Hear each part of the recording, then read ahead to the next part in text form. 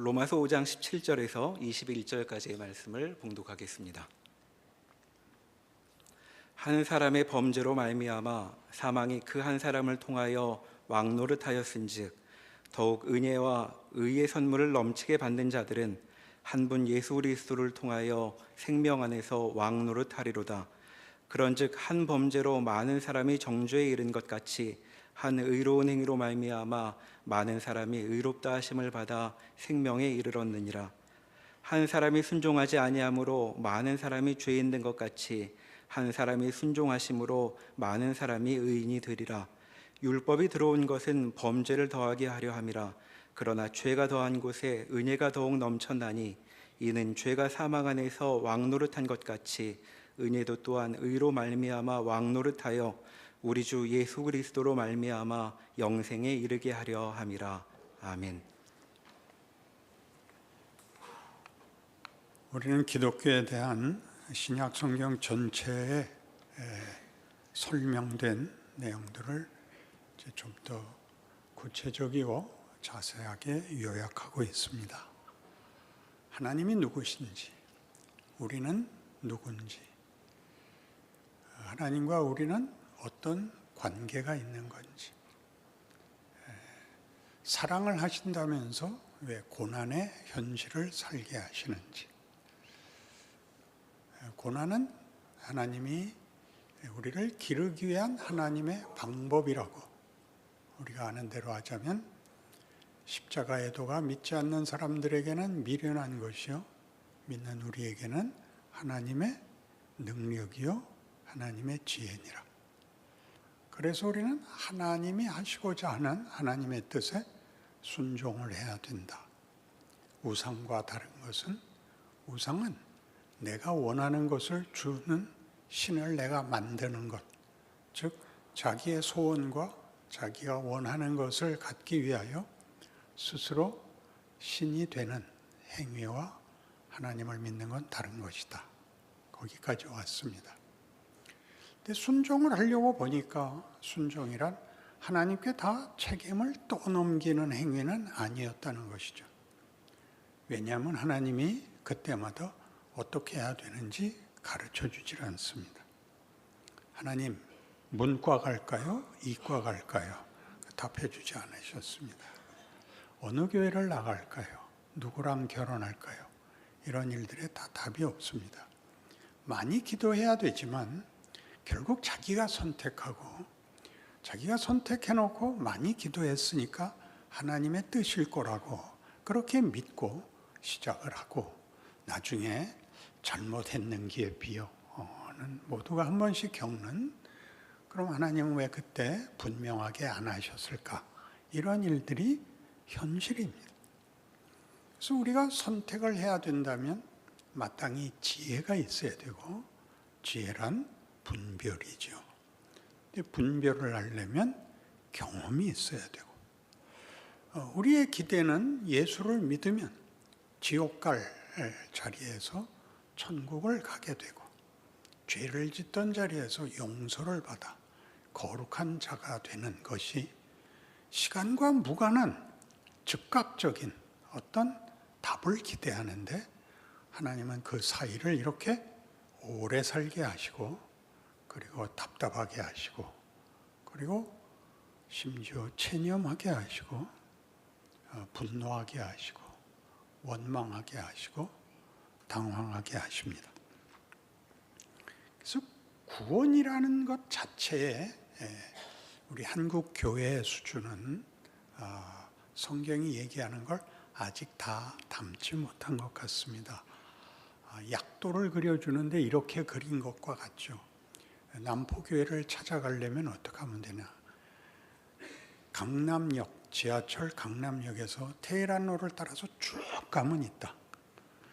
그놈의 쭉이 얼마나 되는지를 모르고 내가 바로 가고 있는지를 가르쳐 알게 하려면 중간중간에 랜드마크를 하나씩 찍어줘야 됩니다. 최소한 현대백화점이라도 찍어주고, 삼성동, 결정적으로 종합운동장 맞은편 이렇게 돼야 되죠. 설교하면서도 교회를 선전하시는 이게 없이 여기서 출발이 있고 천국을 간다는 목적지도 아는데 가운데 약도는 쭉 밖에 없단 말이죠. 모르겠으면 기도해.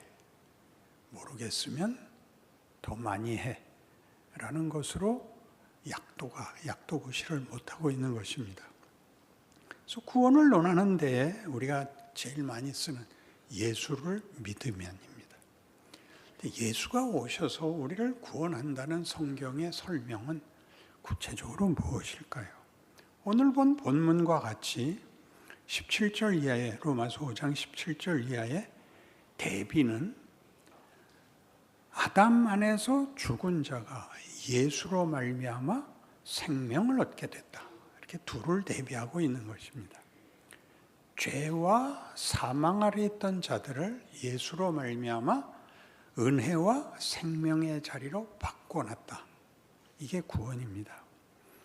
그러니까 이 대비를 보통은 죄인이었는데 십자가의 대속으로 죄를 사함받고 이제 하나님의 자녀가 됐다라고들 잘 이해하고 있지만 지금 본문이 하고 싶은 얘기는 뭐냐면 세상이 달라졌다 그런 얘기입니다. 내가 속한 세상이 달라졌다. 어떻게 달라졌냐면 예수가 오시기 전에는 우리는 죄와 사망이라는 질서와 그 운명을 벗어날 길이 없었는데 예수가 오심으로써 죄와 사망이 질서이고 운명이었던 세계를 은혜와 생명으로 바꿔놨다. 이런 뜻입니다. 그 로마서 6장 6절로 넘어오시면 그걸 둘을 이렇게 대조합니다. 6장 6절 우리가 알거니와 우리의 옛사람이 예수와 함께 십자가에 못 박힌 것은 죄의 몸이 죽어 다시는 우리가 죄에게 종노릇하지 아니하려 함이니 이는 죽은 자가 죄에서 벗어나 의롭다 하심을 얻었음이라. 만일 우리가 그리스도와 함께 죽었으면 또한 그와 함께 살 줄을 믿노니 이는 그리스도께서 죽은 자 가운데서 살아나셨으며 다시 죽지 아니하시고 사망이 다시 그를 주장하지 못할 줄을 알미로라. 그가 죽으심은 죄에 대하여 단번에 죽으심이요 그가 살아계심은 하나님께 대하여 살아계심이니 이와 같이 너희도 너희 자신을 죄에 대하여는 죽은 자요 그리스도 예수 안에서 하나님께 대하여는 살아있는 자로 여길지어다. 보통은 이걸 어떻게 읽냐면 그러니까 다시는 죄를 생각지도 마라. 하나님만 생각해라. 죄 짓지 말고 살고 하나님을 따라 의와 진리의 거룩한 생활을 해라. 이렇게 이해하는데 여기서 말하는 죄와 은혜, 죄에 대하여 죽는다 라는 것은 죄는 이제 너와 상관이 없다. 죄라는 것으로는 너희가 어떤 규칙도 어떤 판단도 받지 않는 존재가 됐다 그런 뜻입니다. 죄를 묻지 않는다. 그 의아로운 표정을 짓는 게 맞습니다. 왜냐하면 이 일이 얼마나 성경 전체의 중요한 개념을 만들기 위해서 역사적으로 제시되고 있는지 로마서 4장 6절에 가시면 믿음으로 말미암는 구원을 설명하기 위해서 아브라함의 믿음을 인용하고 다윗의 은혜를 인용하는데 다윗에게 은혜를 베풀었다는 게 무슨 말이냐면 6절 일한 것이 없이 하나님께 의로 여기심을 받는 사람의 복에 대하여 다윗이 말한 바 그 은혜는 공짜다 이거죠. 값없이 받는 건데 뭘 값없이 받냐 하면 불법이 사함을 받고 죄가 가리어짐을 받는 사람들은 복이 있고 주께서 그 죄를 인정하지 아니할 사람은 복이 있도다.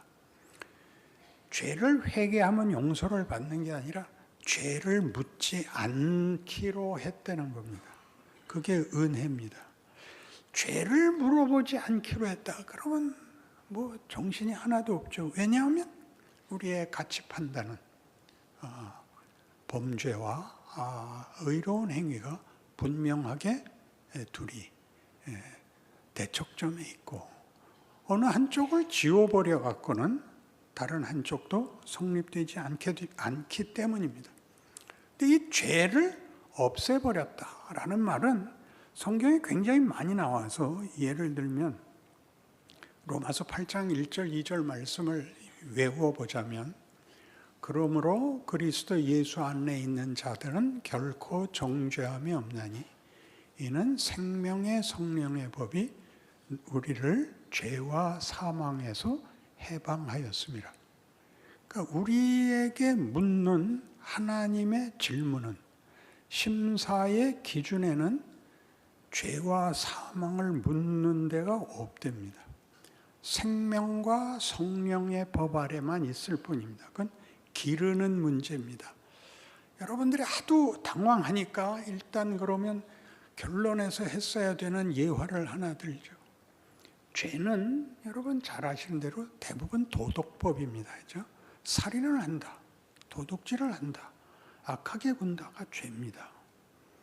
그러나 죄는 굉장히 범위가 넓어서 여러분의 자녀가 학교를 다닐 때 공부를 열심히 안 하는 걸 뭐라 그럽니까?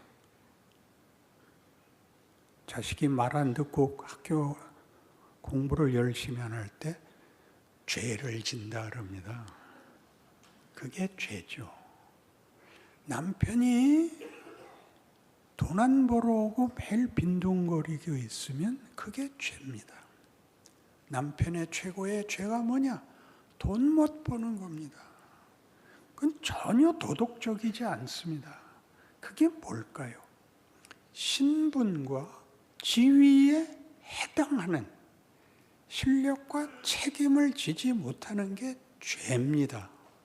그러니까 죄에서 벗어났다는 것은 이제 하나님이 만든 인간을 죄나 사망으로 심판하는 것은 이제는 접어놓고 내가 만든 너희의 지위와 신분과 명예와 영광을 만들게야 말겠다고 몰아붙이는 세계에 들어왔다 그런 뜻입니다.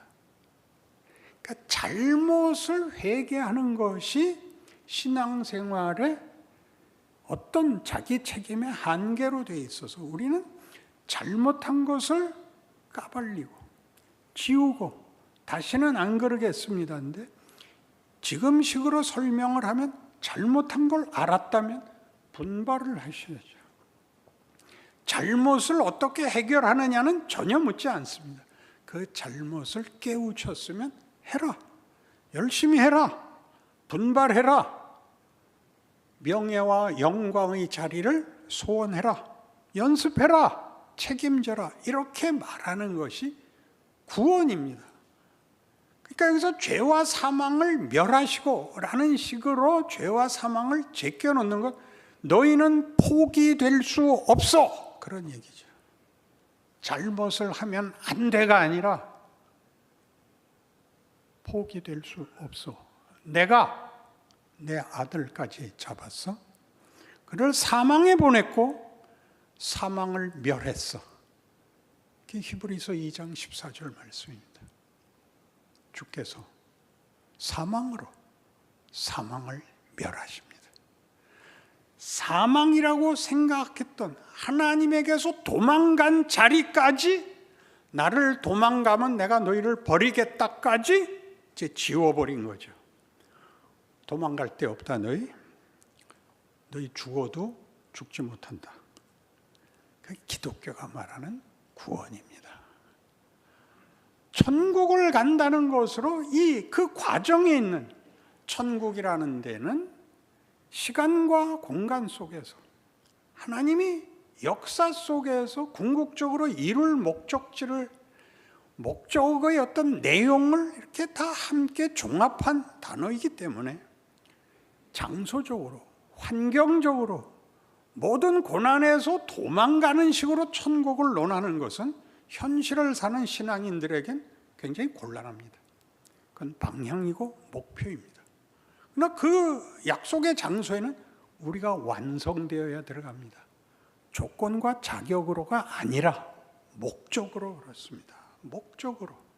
은혜를 주신 목적은 하나님이 우리를 놓지 않겠다는 것이고 예수 그리스도에게서 보인 대로 너희를 만들겠다는 것입니다.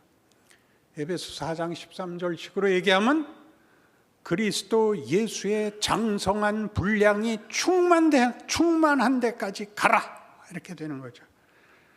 말이 무섭게 나올까요? 복된 약속인데.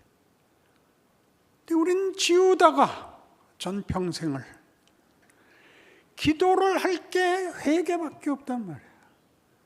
회개만 해갖고는 너무 레파토리가 부족하니까 이제 선교사 얘기하는 거예요. 그런 식으로 기도하지 말란 말이에요. 네, 더하게 했습니다. 나 이번에 70점 받았는데 다음엔 꼭 80점 받겠습니다. 그렇게 나가는 기도가 있어야죠. 소원이 있어야죠.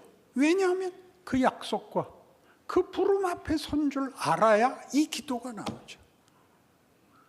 그러니까 다 같이 통곡하고 통성 기도해서 이게 나쁜 게 아니라 그래서 한번 시원하고 지나가는 것은 안 됩니다. 그건 절대 안 됩니다. 그건 아무런 다음 단계를 준비하지 못합니다. 목욕탕 가서 때 밀고 나온 것 같습니다. 그렇게 하지 마시고 분발을 하시라고요. 더 가야 된다는 걸 알아야 된다고요. 그래서 얼마나 놀랍냐 하면 고린도전서 15장 15절 이하에는 사망을 조롱하는 선언이 있습니다. 사망아 너의 쏘는 것이 어디 있느냐. 사망아 너의 이기는 것이 어디 있느냐. 사망에 쏘는 것은 죄요 죄의 권능은 율법이라. 우리 주 예수 그리스도로 말미암아 이김을 주시는 우리 하나님께 감사하노니 그러므로 사랑하는 형제들아 견실하며 흔들리지 말고 주의 일에 더욱 힘쓰는 자들이더라. 여기서 주의 일은 전도도 아니고 봉사도 아니고 여러분이 자라가야 되는 것입니다. 부모가 자식에게 원하는 것 유명한 사람이 되는 것도 아니고 돈을 버는 것도 아니고 자식이 훌륭해지는 것입니다. 모든 부모가 원하는 것입니다. 훌륭하다는 것은 인간이 인간다워야 되는 것입니다. 하나님이 원하는 것입니다. 하나님이 그 아들을 보내어 성육신으로 신이 육신을 입고 오신다는 것은 하나님이 창조한 세계와 그의 형상으로 만든 인간에 대한 하나님의 목적, 하나님의 진정성이 무엇인지를 증명하는 것입니다. 우리는 자꾸 이 육신을 벗고 이 구질구질한 현 세계를 벗어나 추상적인 초월의 자리에 가는 것을 기독교의 목적지, 결국 천국을 그렇게 생각하는데 그건 전혀 성경은 그렇게 얘기하지 않습니다. 천국은 이미 이 땅에 임했죠. 하나님이 인류와 화해하고 사랑을 시작했으니까요. 사랑은 여기 있나니 우리가 하나님을 사랑한 것이 아니라 하나님이 먼저 우리를 사랑하셨다. 어떻게? 그 아들을 십자가에 못 박아. 그러니까 이것은 결단코 그 치열함, 그 처절함, 그 성의를 보고 눈물을 흘릴 문제가 아니라 내가 누군가에 대해서 기절을 하게 놀라야 되는 부분인 것입니다. 우리가 믿는 하나님이란 어떤 분이며 우리에게 무엇을 요구하며 그 요구를 이루기 위하여 어떤 일까지 하실 수 있는 분인가라는 것이 예수를 믿는다고 고백해야 되는 이유입니다. 하나님을 믿는다가 아니라 하나님이 그 아들을 보내서 원래 시작도 방법도 목적도 아버지께 다 있는데 왜 예수를 믿는다고 예수를 끌어들이느냐. 거기에 하나님의 일하심의 구체성, 진정성, 누구도 방해할 수 없는 영원성이 구체적으로 들어있기 때문에 예수를 믿는다고 고백하는 겁니다. 아버지는 멀리 계시고 예수님은 가까이 계셔서 가까운 분한테 고자질하는 그런 식의 예수가 아니라 왜 예수냐 하는 것이 이렇게 구체적으로 소개되고 있죠. 그러니 우리가 이 신약 성경 다시 읽기를 시작할 때 우리가 시작을 실존적 세계관에서, 신앙관에서, 역사적 신앙관을 가져야 된다. 그렇게 말했습니다. 실존적 신앙관이라는 건 누구나 가지지 않고는 예수를 믿을 수가 없습니다. 예수가 누구며 나와 어떻게 상관이 되며 나의 운명과 가치에 어떤 분인가를 알아야 시작을 할 수 있어서 모두 실존적 신앙과는 자신 있습니다. 당신은 구원받은 것을 확신해? 네. 당신은 오늘 죽어도 천국 갈 것을 확신해? 네. 이게 실존적 신앙관입니다. 여기는 아무 하자가 없습니다. 그러나 믿고 나서 보면 시간이, 공간이, 현실이, 경우가 이 확신으로 다 해결이 되지 않는 자리에 내가 있다는 걸 알게 됩니다. 이게 뭐야? 하나님은 뭘 하고 계셔? 어떡하란 말이야? 라고 우리가 묻는 모든 것은 하나님이 온 우주를 다스리고 계시고 창조의 목적을 향하여 완성하기 위하여 일하고 있는 현실적인 자리라고, 경우라고, 성의라고 말하고 있는 것입니다. 그걸 알아야 내 자리를 알고 내 역할을 알고 그 모든 것 속에 한 부분이 아니라 그 모든 것이 나를 위하여 있고 내가 전 세계를 위하여 있고 라는 하나님의 기이한 창조와 부활의 역사가 현실로 내 눈앞에서 나라는 고백과 나라는 선택권 앞에서 만들어져 간다는 사실을 알게 되는 것입니다. 그래서 우리는 뭐였죠? 그의 사랑하시는 자 안에서 거저 주시는 바 그의 은혜의 영광을 찬송하게 하려는 것이라. 여기로 가는 겁니다.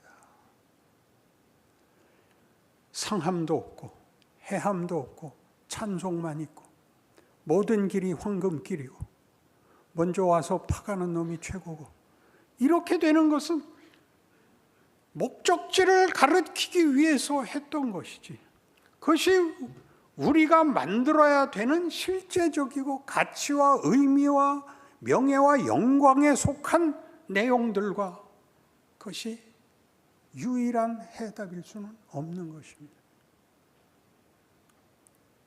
로마서 4장 24절식으로 얘기하면 하나님을 따라 의와 진리의 거룩함으로 지으심을 받은 새 사람을 입으라. 그러니까 새 사람, 새 생명은 헌 사람, 헌 생명, 헌 생명은 없죠.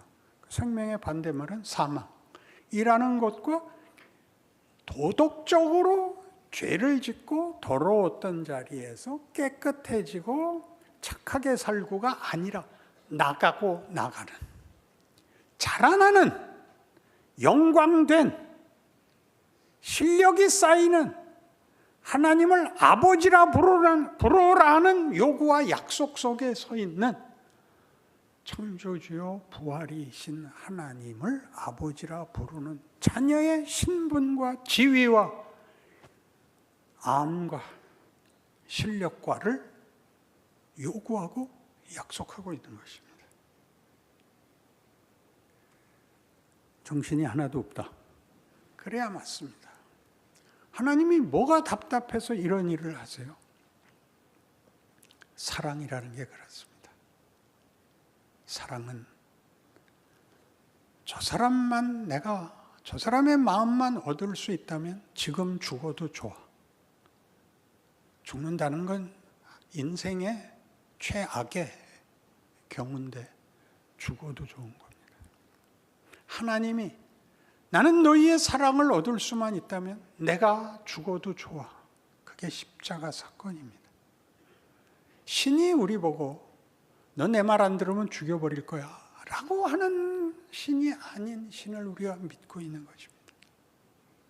그에게 가서 애걸복걸하고 신의 마음을 돌이킬 만큼의 무엇을 갖다 드려야 간신히 떡 한 조각 얻어먹는 신이 아닌 신을 알게 된 것입니다.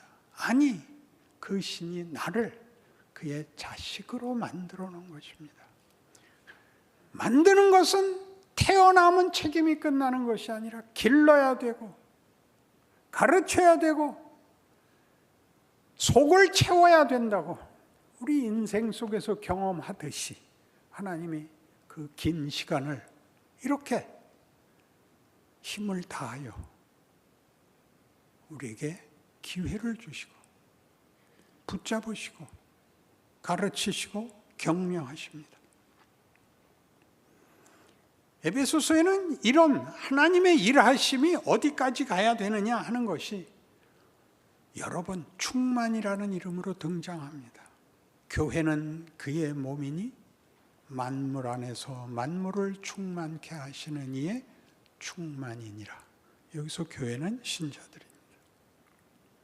우리는 예수 그리스도의 충만이 됩니다. 예수님은 우리가 없이는 혼자는 충만하시지 않겠답니다.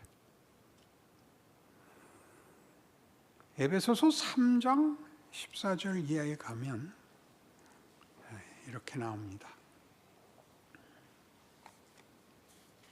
집에 가셔서 에베소서 1장에 제가 인용한 부분이나 3장 부분을 찾아보시면 이렇게 되어 있습니다. 이러므로 내가 하늘과 땅에 있는 각 족속에게 이름을 주신 아버지 앞에 무릎을 꿇고 비노니 그의 영광의 풍성함을 따라 그의 성령으로 말미암아 너희 속 사람을 능력으로 강건하게 하시오며 믿음으로 말미암아 그리스도께서 너희 마음에 계시게 하시옵고 너희가 사랑 가운데서 뿌리가 박히고 터가 굳어져서 능히 모든 성도와 함께 지식에 넘치는 그리스도의 사랑을 알고 그 너비와 길이와 높이와 깊이가 어떠함을 깨달아 하나님의 모든 충만하신 것으로 너희에게 충만하게 하시기를 구하노라. 그리고 이렇게 덧붙입니다. 우리 가운데서 역사하시는 능력대로 우리가 구하거나 생각하는 모든 것에 더 넘치도록 능히 하실 이에게 교회 안에서와 그리스도 예수 안에서 영광이 대대로 영원 무궁하기를 원하노라. 아멘. 우리에게 이거 해라 저거 해라 이런 약속 저런 약속으로 하나님이 손을 떼고 있지 않고 이걸 말하고 설득하고 만들기 위해 오늘도 일하고 계십니다. 모세는 물었죠. 아니 그동안 뭐하고 계시다가 이제 나타나셔서 내 나이 80에 뭘 하자고 이제 와서 그동안 뭐 하셨어요? 하나님 뭐라고 대답했다 그랬죠? 나는 스스로 있는 자 아니라 제가 의역했습니다. 나는 하나님의 길을 한순간도 멈추지 않는 자니라.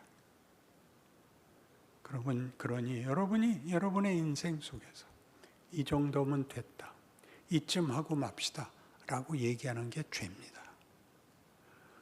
여러분 자식이 부모 보고 난 대학은 안 갈래요. 그 돈으로 부모님들 여행 다녀오세요. 너 이 새끼 죽을래? 내가 널 삶아 먹으려고 난 줄 알아?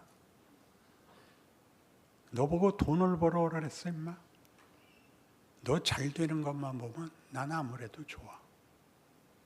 부모의 영광은 모든 것을 희생하고 줄 수 있는 자식이 있다는 게 최고의 행복입니다. 그건 고난이 아닙니다. 그건 명예입니다. 자식 잘 되는 거 보는 거, 그게 인생의 최고의 복입니다. 하나님의 마음입니다. 하나님이 그러십니다. 오죽하면 아들을 보내시겠습니까? 왜 이런 기독교를 도덕법으로 나누어서 너 그러면 지옥 가. 넌 천당 갈 거야. 이것들은 가운데가 다 없어진다니까요. 그러니까 다음부터는 한 걸음 더 가봐. 내가 뭐라 그랬어요? 얼굴 펴 그랬죠. 웃는 게 그렇게 힘들다니까요. 왜 힘드냐? 현실이 힘들기 때문에요. 방향도 없고 어디까지 왔고 무엇을 해야 되는지도 모르고 선택지도 없고 여러분 다 당황하고 있는 거죠. 그래서 신앙생활의 제일 큰 그 시험이, 병이 뭐냐? 체념입니다. 체념. 에이, 몰라. 그냥 사는 거지 뭐. 이건 안 됩니다. 근데 어제하고는 다를 거야. 뭐 하라 그랬어요? 웃고 인사하라 그랬죠. 그 말을 들으세요. 정답을 얘기하지 마세요. 상대방의 경우를, 정황을 공감해 주세요. 그게 십자가입니다. 성육신입니다. 우리의 자리에 오십니다. 그것부터 하세요. 들을 것도 없어. 너 빨리 기도원가. 이걸 뭐라 그런다 그랬어요? 설교한다. 시중에서 설교란 뭐냐면 정황은 듣지도 않고 결론을 말해주는 것. 그것을 정황이라 그럽니다. 설교라 그럽니다. 하나님은 설교하시지 않습니다. 우리의 경우에 하소연에 따라 들어오십니다. 같이 가자 하십니다. 그리고 놓아주지 않습니다. 생명과 은혜가 사망과 죄를 대신하여 왕노릇하는 세계로 우리를 붙잡아 온 것, 그걸 구원이라 그럽니다. 천국 가는 문제가 아니고. 그러니 지금 여러분이 위대해질 수 있고 인간이란 이런 거야 라는 더 나은 자리로 가는 시간들을 여러분 소홀히 하지 마시고, 히브리서 12장에 나오는 바와 같이 아들들아 주의 징계를 경홀히 여기지 마라. 징계는 모두가 받는 것이거늘 너희에게 없으면 너희는 그럼 참 자식이 아니니라. 징계란 자식을 기르는 것, 자식을 가르치는 것을 말합니다. 여러분에게 아무 가르침도 없고 여러분에게 아무 꾸중도 고쳐줄 것도 더 나아갈 것도 말해줄 수 없다면, 아니 그걸 당하지 않는다면 너는 버린 자식이니라. 그게 성경이 하는 말입니다. 왜 다시는 하나님 앞에 와서 울지 않아도 되게 해주세요. 이런 식의 기도가, 소원이 여러분들을 침체시키고 있습니까? 분발하시는 하루하루, 지금의 여러분의 자리에서부터 시작하셔서 언젠가 우리 다 만나서 간증이 넘치는 현실을 나누는 복이 있기를 바랍니다. 기도하십시다. 하나님 아버지, 지금 일하고 계십니다. 우리가 살아있고 우리가 주 앞에 묻고 있듯이 하나님은 우리를 붙잡고 계시고 놓지 않으시며 약속들을 상기시키시며 한 걸음 더 가자고 합니다. 그 하루를 살아내게 하옵소서. 이해가 되지 않고 마땅치 않고 만족스럽지 않지만 따지고 보면 인간이란 우리의 상상력과 소원을 가지고 만드는 것으로는 우리의 영혼을 만족시킬 수 없습니다. 그 영광과 그 자랑의 자리를 사모하게 하시고 만들기 위하여 최선을 다하는 믿음의 생활을 허락하옵소서. 예수님 이름으로 기도합니다. 아멘.